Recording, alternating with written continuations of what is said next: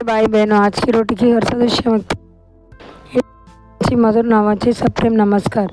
आज की दिन 20 ऑगस्ट 2024 मंगळवार। त्याने हागराचे डोळे उघडले, मग देवाने डोळे उघडले आणि तिने पाणी एक चांगले पाहिले आणि ती केली आणि त्वचा पाण्याने आणि पाताला पिऊन दिले। उत्पत्ती 21 अध्याय 19 वचन।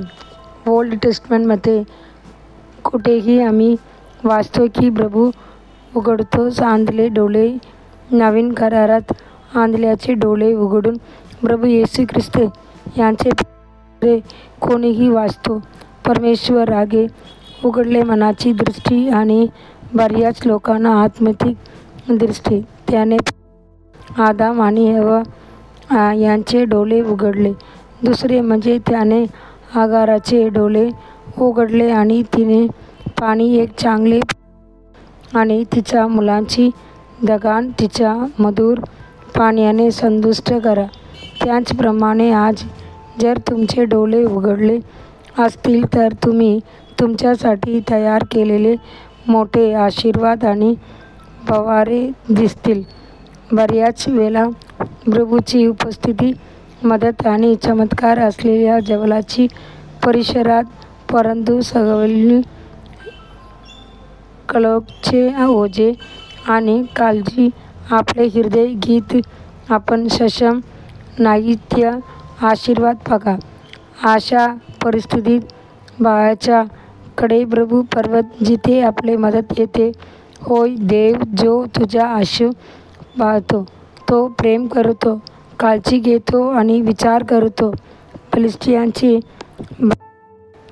केल्यावर समसोनला दगाण लागला याचा किशोर म्हणतात, म्हणून देवाने लेहीमध्ये असलेल्या बोकल जागेला विभाजित केले आणि पाणी बाहेर आले आणि तो प्यायला आणि त्यांचा आत्मा परत आला आणि तो पुनरुत्थित झाला। सास्ते 15 अध्याय 19 वचन।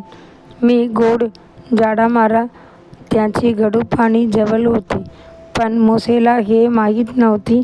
जेव्हा प्रभू उघडला डोळे मोसे त्याने पाहिले येथे आश्चर्यकारक वृक्ष।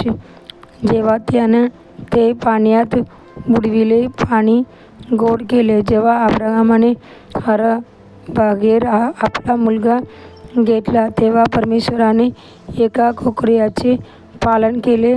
जस कृपया येथेची बलिदान जरी राम तिथे होता तरी सुद्धा अब्राहमाला हे माहीत नव्हते। त्याचे डोळे उघडले तेव्हा त्याने पाहिले राम आपल्या सिंगातून पकडले आणि त्याचे मुलाच्या ऐवजी होम बलीसाठी त्याला अर्पण केले।